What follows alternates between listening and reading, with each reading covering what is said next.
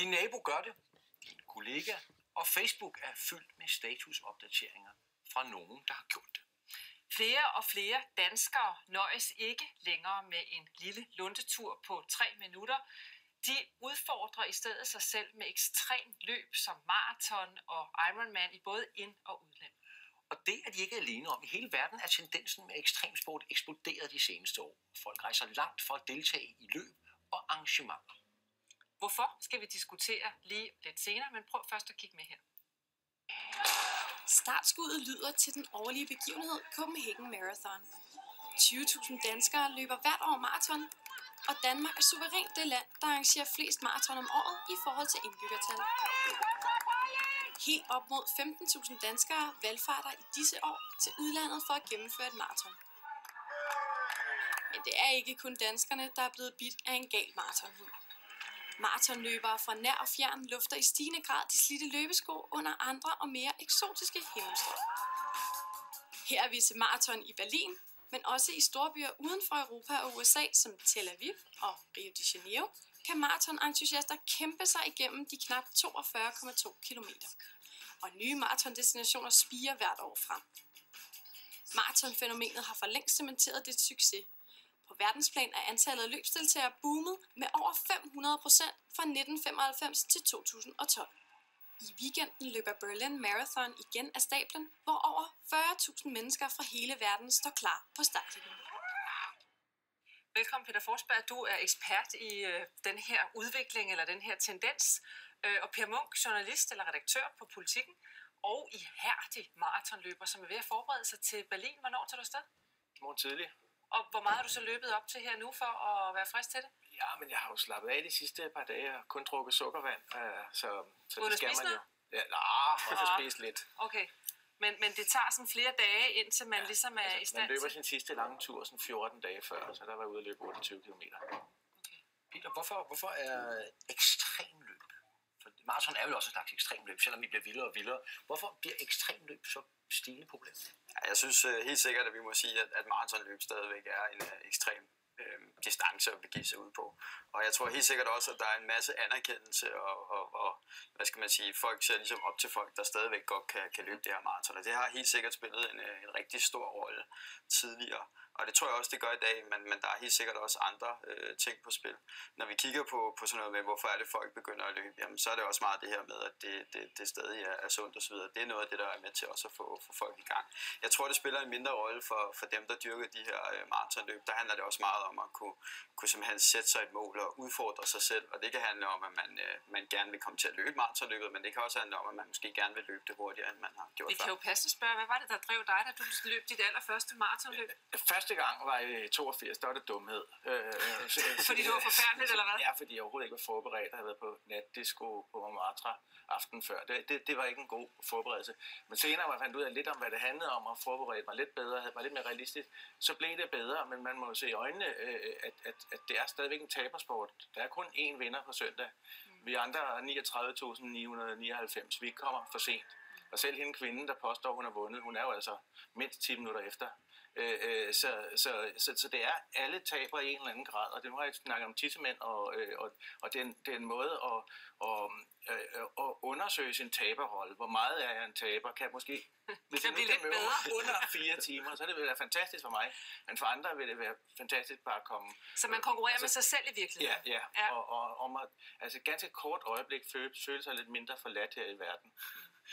Er der noget i tiden, det er jo sådan et globalt tendensprogram også, er der noget i tiden, der sådan peger på, hvorfor ekstrem sport og ekstrem løb er så populært? Jamen, jeg tror, det igen handler også meget om, som du også ligesom lægger op til, at vi kigger lidt på vores hverdag. Hvad er det for et hverdagsmønster, vi har? Når vi kigger på folk, der løber, jamen, så er det rigtig meget at gøre med folk, som har stillesiddende arbejde, som har en lang uddannelse osv. Og som måske har behov for en gang imellem at komme ud et eller andet sted, hvor de ikke er i deres comfort zone mere, og bliver udfordret, og hvor det faktisk gør lidt ondt en gang imellem. Så det tror jeg. Det er jo usundt, er det ikke det?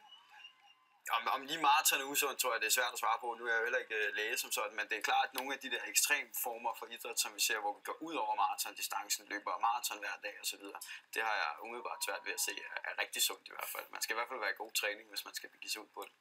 Når man skal udfordre sig selv, så kunne man jo også sætte sig ned og studere Shakespeares samlede værker og tage en ny kandidatgrad på universitetet eller gøre et eller andet. Hvad er det, der gør, at du ligesom bliver drevet dels ud på asfaltvejene i København, men også videre til Berlin? Ja, altså det vigtigste ved det er nok, at det sker, når vi får børn.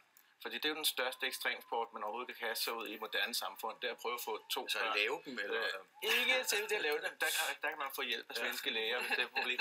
Men det der med at skulle få dagligdagen med travlt arbejde og 2 børn og skovbørn. Det er simpelthen det daglige forhindringsløb. Ja. Og så er det, at man leger voksenbaby. Jeg siger, jeg laver en flaske til mig selv hver 3. time med 10% sukkerindhold, og så skal jeg have det her salt aftenen inden, for at det ikke får krampe, og det skal være opløses i kogende vand. Meget vigtigt. Opløses i kogende vand, og så skal jeg have de her på brysterne, når jeg løber. Og så kan man putte lidt om sig selv hver søndag, hvor man skal ud på sin lange tur, og på den der tur til udlandet. Så det bliver sådan mandens sidste tilflugtssted. Men meningen stadig, jeg savner stadig sådan den meningen med det hele. Hvorfor lede så meget? Det kan jeg ærligt talt ikke svare på andet end, at det er en stor løgnhistorie. Det startede med en myte for 2.500 år siden om den her mand, der falder om. I virkeligheden, fordi spartanerne havde brug for en eller anden undskyldning for, at det ikke var kommet Athen til hjælp, som de ellers var allieret med. Og så havde vi franskmanden, der i 1896 opfandt de olympiske lege, havde brug for sådan lidt glamour, og sagde, jamen, vi er maraton. Så det er storhed. Et øjebliks storhed. Det tror jeg. Er der noget, nu spørger jeg jer begge to, er der noget med, at man i virkeligheden bliver afhængig af det? Er der noget adrenalinkick i det, som gør, at man i virkeligheden, man skal have sin dope? Man bliver afhængig af at komme hjemmefra, og ikke skulle tænke på hverken mobil eller det, man skylder. Så det er en frihed, tænker du. Hvad siger du? Jeg er meget enig i den betragtning. Vi spørger løbere om, hvorfor de løber, så er der også rigtig mange af dem, der svarer, men det gør jeg simpelthen for at koble af. Og det er det her, som jeg også snakker med, at det er simpelthen et frirum i hverdagen. Det er et sted, hvor Per kan få lov at være Per, og det er kun ham, han går op i. Han skal ikke tænke på alle mulige andre ting. Så det er også det der med at sætte tid af til sig selv. Men hvorfor gjorde man det så ikke for 40 år siden, for eksempel? Jeg ved godt, vi arbejder måske lidt mindre, men dog ikke så meget. Så hvad er forklaringen på den her bølge? Vi ser, at kronprinsen går endnu videre og laver en Ironman, og kan du være her, og sådan noget, ikke? Jamen, altså, jeg tror, det har rigtig meget at gøre med det her. Man har et eller andet behov for at realisere sig selv, ved simpelthen at springe ud i noget, som man måske ikke har gjort før. Og det hænger ved, altså hvis vi igen også kigger på motionsløb, jamen, så handler det jo rigtig meget om, at der er rigtig mange, der også er begyndt at løbe simpelthen. Så der er også et behov for at lave nogle af de her events, som for eksempel maratonløb, hvor man kan prøve sig på det ultimative. Er der ikke også noget business i det? Det tror jeg afgjort også, der er. Jeg tror ikke, vi skal være blåret på den måde. Og kigger vi på det danske marked i forhold til motionsløb, jamen så boomer det jo, og vi kan jo også bare kigge ind på Pers netavis, hvor der er masser af historier om det ene og det andet, så det gør det helt sikkert. Hvor mange penge bruger du om året på at løbe? Jeg bruger jo ikke så meget, fordi jeg kan komme afsted på pressebillet mange gange, men altså, vi har jo lige... Altså, vi ved, at folk er begyndt at bruge personlige trænere. Det er meget almindeligt, at man køber for et sted med 800 kroner, 1200 kroner. En, der holder øje med en. Og så sender 800 til 1200 kroner per gang? Per måned. Per måned. Så sender man alle sine løbedata til ham og får at vide, i morgen skal du løbe lidt mindre. Og dataen er her på uret, det er derfor, du peger på det. Ja. Og så især til triathlon, der er ingen, der begynder på en jernmand uden at have mindst en coach og en fodmassør og en rundt om sig. Så man er simpelthen stjerne i sit eget liv, når man har råd til alt det. Man vil gerne leve som Tour de France-rytter. Held og lykke. Jeg skulle også sige. Og så tillykke med den, du har om halsen allerede. Den er jo godt, du har den, hvis du kan. Har vi ikke set på lige lovligt mange mænd og mandlige attributter i den her udsendelse? Undskyld, jeg spørger. Det kan du have ret i. Ja.